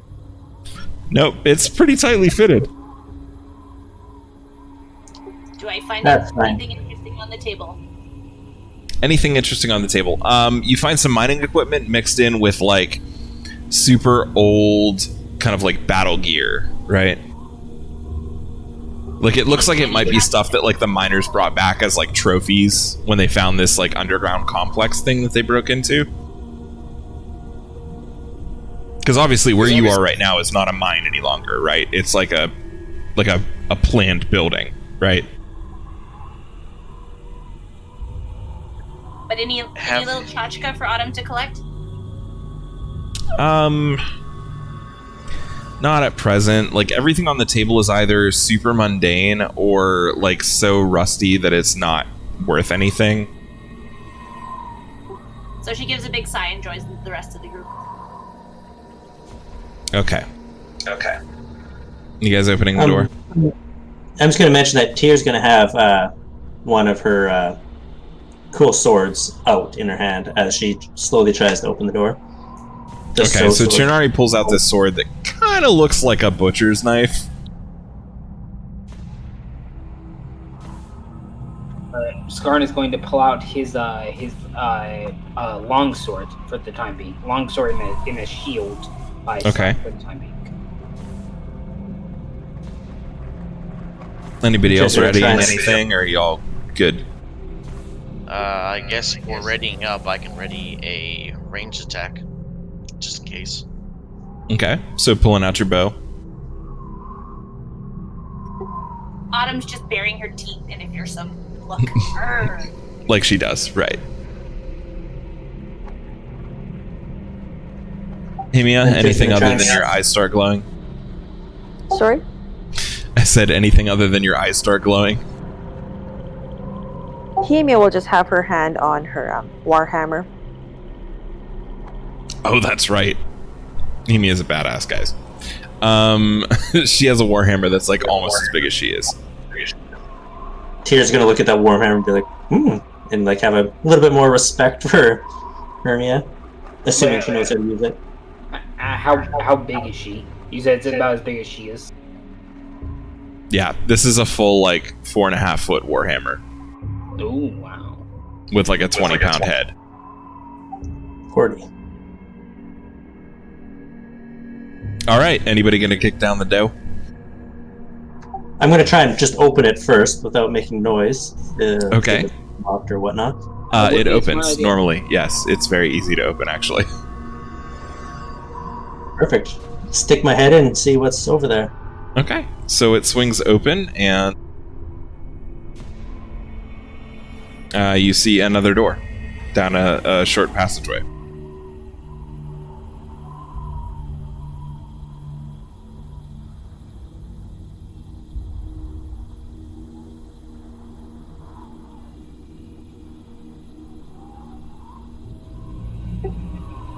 Is there a keyhole on this door?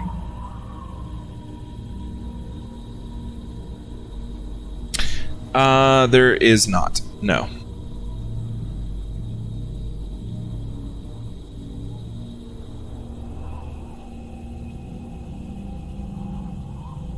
That's why I suppose we should just continue then.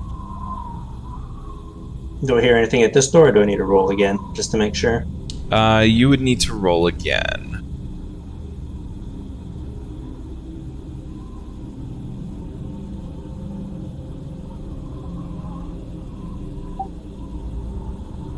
$15.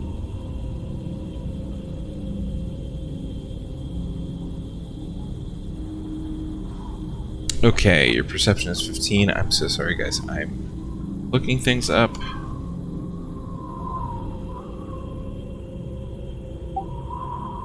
No apology necessary. It builds suspense.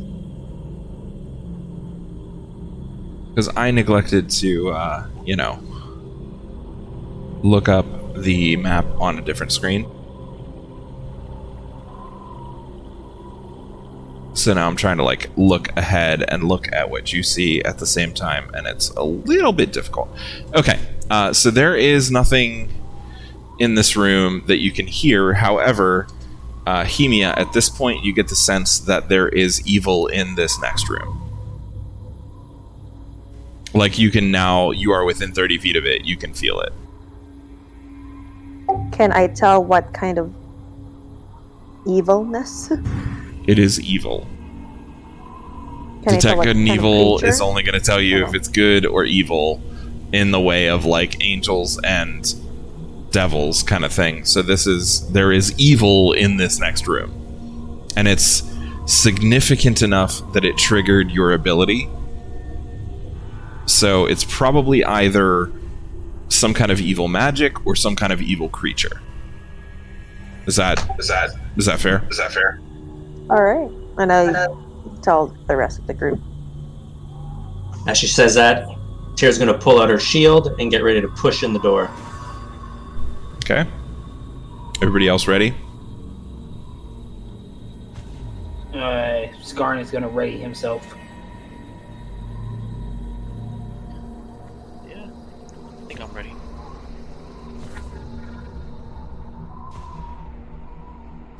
All right.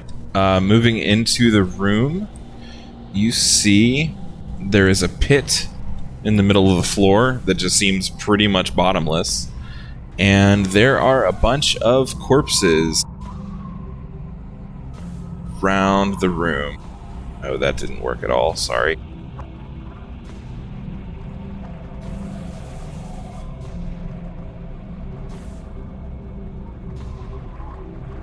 Skarn just sort of looks around at these corpses and he just grimaces a bit.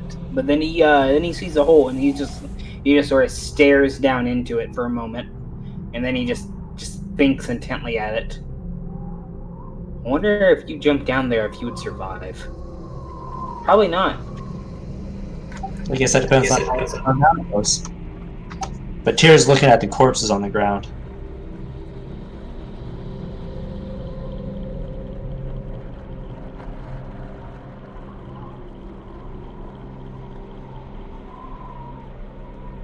Do any of the corpses look like our description of the husband?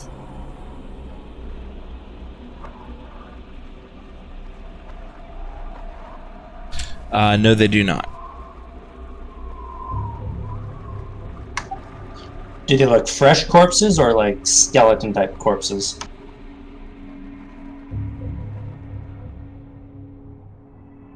They are pretty skeletonized. I'd like to light a torch and drop it down this well in the center.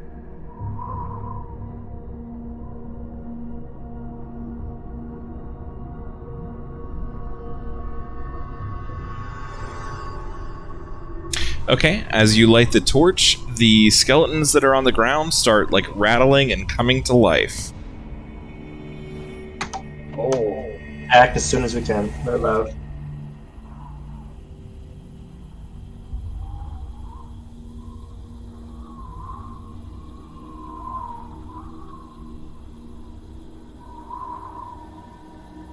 Alright, 1 second, guys. I'm so sorry. Yeah, you're good. Small note though, I will, unfortunately, it's something I will have to leave a little bit early, around like 11:30, if that's okay.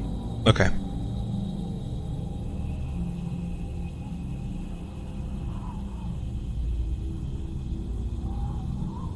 We'll just assume that you're really interested in that black hole and you jump in to see how far. Garden just like sort of clambers down it, and like the next day he comes out, guys, I found the bottom. Exactly.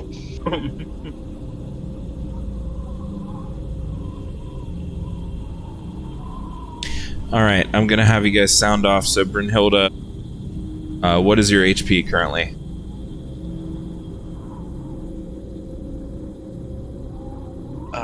Good question.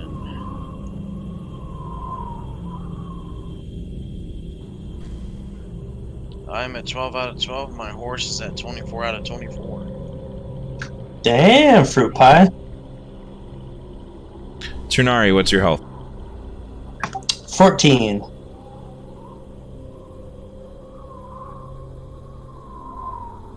Skarn, what's your health? Hold on, just head up.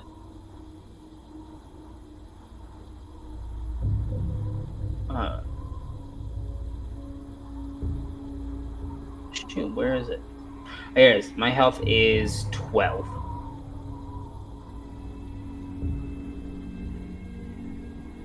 Himia, what's your health? A big 11. Autumn, what's your health? 10. Okay. Everybody has health bar. Y- Roll is for there a way we can initiative. Is there a way we can actually check these health bars, by the way? I'm gonna be manually adjusting your health because that's how Okay. this thing works. Roll for initiative, please. I'm assuming there's not a button for initiative, so we just do the d20 plus whatever we have. Let's go with that. Yeah. Oh wait, I have it here. Hold on.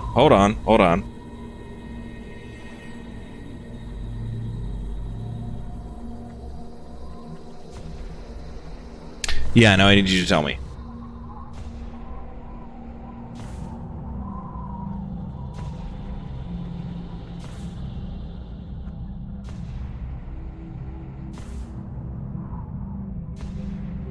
So Turnari, that's 10.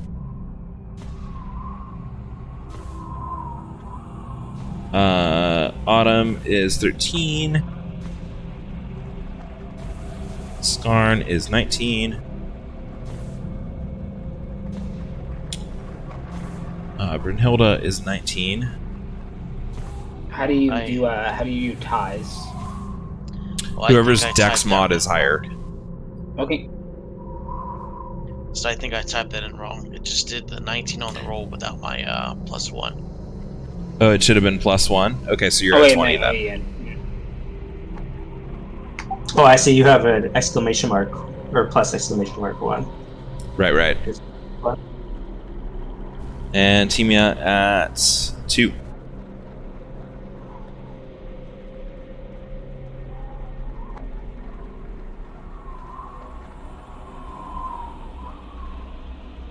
Are you just rolling for all the undead, or just?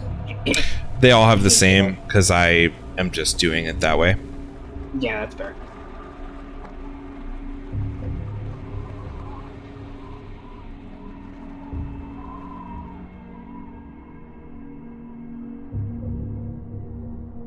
Well, none of that worked. Brunhilde, you're first.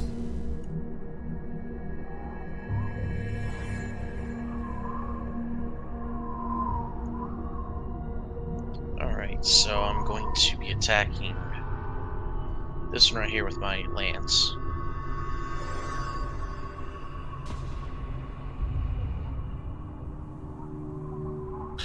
Which one? I'm sorry.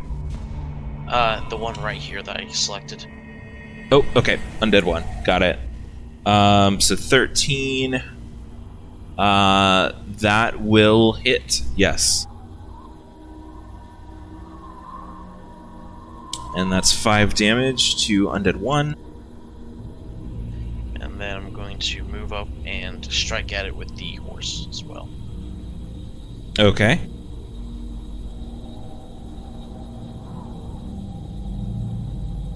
That'll hit.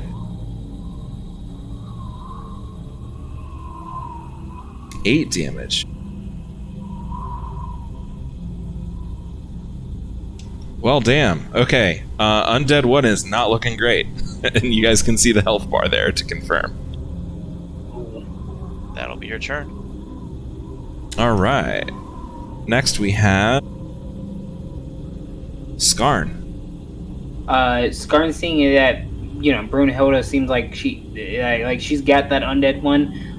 He's going to go over to this undead 2 over here, and I think I can move that far. Let me see, 5, 10, 15, 20. Yep, I can.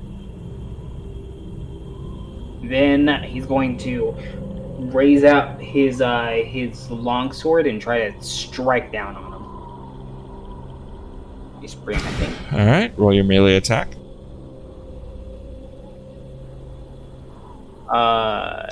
Should be a button right on your character sheet. No, I see it, but it says I have one-handed damage and two-handed damage. Yeah, no, just click the melee attack button first. Are you using it one-handed or two-handed? Because it's a versatile weapon. No, I know. What does doing it two-handed actually do? Like, what does that add to it? I think it's D10 instead of D8 or something like that. Okay, now I was using one hand, so I'm also using a shield to bring my AC up to 20. Okay, so you definitely hit. Yep, and I'm going to swing at it. 7 damage. Alright, 7 damage to Undead 2. Yeah. Alright. Next we have... Autumn. So Autumn is gonna pull out her wind bow and shoot at Undead 2 as well. Okay. So that should be the ranged attack.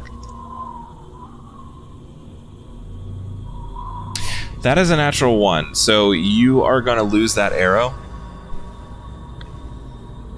So you started off with 20 arrows, you now have 19. And then I am going to fly up to Tyr and say, "May I?" And I'm going to cast Tessia's Blessing on Tyr. Okay, is that a bonus action? It is! Okay, and what does that do? So I Like, describe it and then also tell him what it does.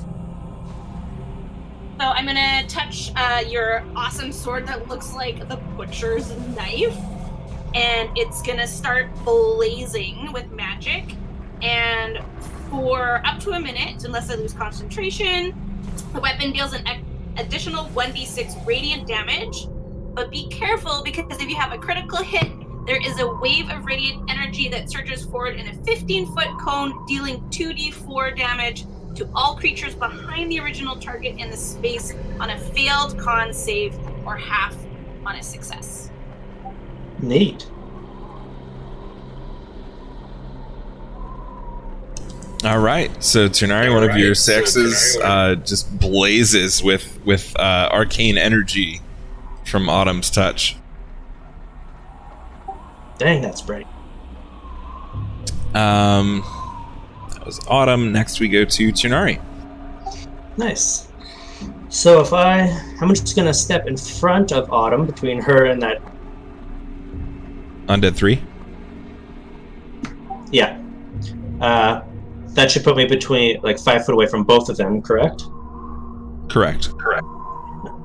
So that'll also get me my 1d4 from my within 5 foot of a person.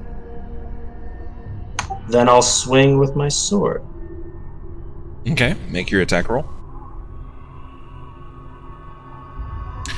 Nat 20. Nat 20! Okay, so that's... What's your sword damage normally? Do you know? I can look it up. Isn't just like you double the dice? Hold it. So 6 damage is d6. So you're going to do hashtag 4d6 plus 3. Okay, and then do I also Holy crap. do I also double my because I have the 1d4 because I'm within Autumn. Okay. So then roll... Yeah, roll 2d4 as well. So hashtag 2d4. And he gets 2d4 radiant damage because of the crit with Tessie. No, I already got that. So yeah, this guy is just gone. He's frickin' murdered. He's done. 23 damage. Holy crap, dude. Thanks, Autumn. That really helped. He's done. So this giant cone of radiance just goes out from where you strike him with your sword, and the thing literally, like anime style, like just the black wisps in the cone of light, right? Like it's just gone. And there's like a charred mark on the stone wall on the other side of it. Nice.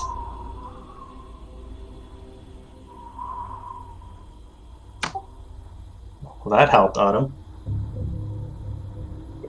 My pleasure. Oh, it's still there, right? It's a concentration spell? It's a con spell, so for up to a minute, it is still on your sword. Yeah, your sword is still glowing, Turnari. I like this. What is the spell again?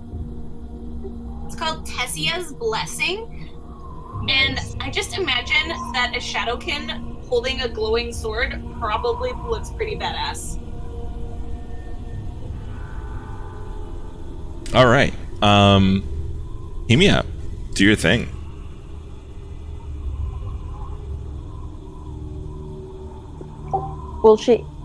Is she able to reach the other undead? You can reach Next either one? of them, yeah. She is going to run, jump across the hole just for flavor, and jump over Scar.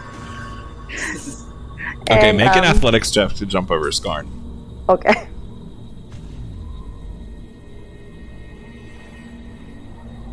Oops. Yeah, so you don't quite jump over Skarn, you kind of kick him in the head and fall down. Ow! I'm so God sorry. damn it! And as I fall down, I'm gonna accidentally whack the undead instead. Okay, roll your attack, but I'm going to take it at a -2 because you're falling. Okay. Is it do I just click the melee Yeah, just attack click or your the melee Warhammer? attack button, and I'm going to subtract 2 from it. I swear, if you end up getting like a nat 1 and just chopping off my head by accident. No. So you don't hit the undead, but you don't lose your weapon either. Do you want to take the rest of your movement to stand up? Yeah, I'll stand up.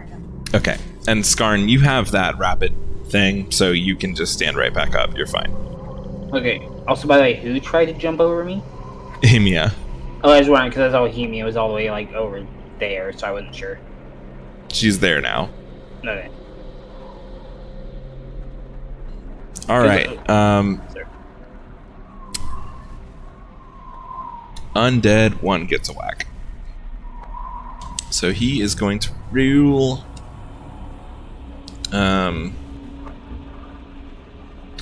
scratch attack on Brunhilde.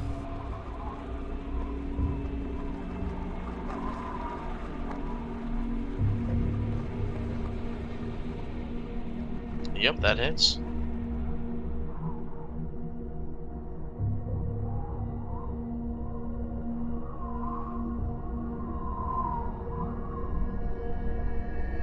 So you're going to take 7 damage.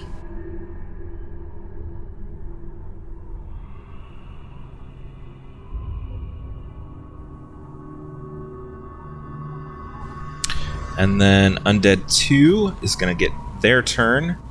And Skarn, you actually did some damage to it, so it's going to try to hit you. Okay. Does 21 hit Tracy? Wow. I'm going to take that as a yes. Okay. My God, my AC is 20, man. Alright, so you take 3 damage. Karn just sort of like winces the pain as and he just sort of grins up at the zombie and he's like, "Oh, you're gonna regret that." Okay, back to the top of the order, Brunhilde. Go for it.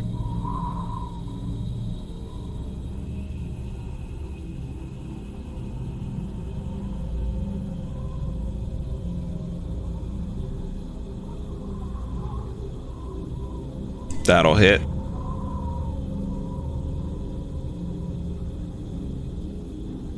And you're fighting Undead 1? That is enough. It is done.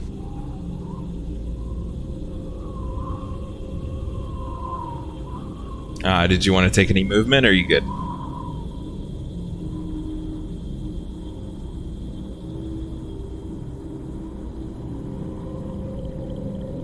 I'm not hearing you if you're talking, John. I forgot that I was on push to talk. This thing right here is a table, right? Yeah, it's like a kind of like a stone altar kind of thing. Yeah. All right. Well, we're gonna go ahead and jump up on here. On the horse. Yeah. Looks like Okay. it's wide enough. Yeah, sure. All right, and then she's gonna go ahead and try to stomp this thing's head in it. You are not in melee range of Undead 2 from there. I think you might be looking at Hemia.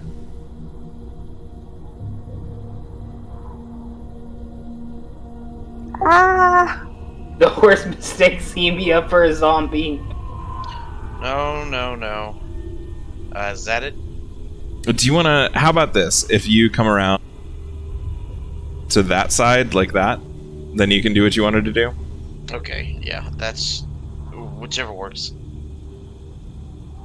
Okay, so that absolutely hits. Go ahead and roll damage.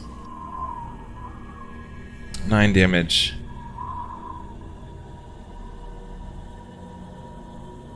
Okay, guys, it is looking so rough right now. Like, its skull is all caved in, one of its arms is hanging off. It still has its sword, but like, it's barely hanging on right now. And with that, we go to Skarn. Skarn just seems like he just sort of grimaces a bit as he looks up at Brunhilde and then back at the undead before he takes his sword and attempts to like just slash into it once more. Okay. Roll attack. Hang up. There we go. 23. That'll hit. 7 damage. All right. Skarn, how do you want to do this? Skarn is going to reach back and he's going to just sort of jab it into its neck before just sort of taking his hand and pushing it against like the blunt end of the sword to sort of like push it and tilt it forward to sort of like snap off his head like a bottle cap, like a bottle cap. Nice. And he just takes the sword and gives it like a. Is there blood on the sword? I assume.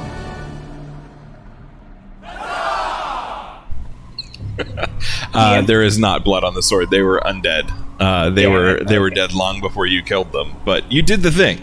Skarn looks at his sword and he just grimaces even more, and he's like, disappointing, but still satisfactory. And he takes the sword and puts it away. Now that there's no undead, Tyr's looking at the sword in awe for however long it stays. With that, right. I actually do have to go here. Yeah, that's fine. Yep, night, y'all. I'll see y'all Cheers. weeks from now. Have a good one, man. See you Young next week. Adams. Night. Night. All right, so I think we're going to go ahead and call it there. I don't want to run the first session without a player. Totally. Wait, I have a question for the DM though. Yep, just give me 1 second. I'm going to close this out on the stream, and then I will be around.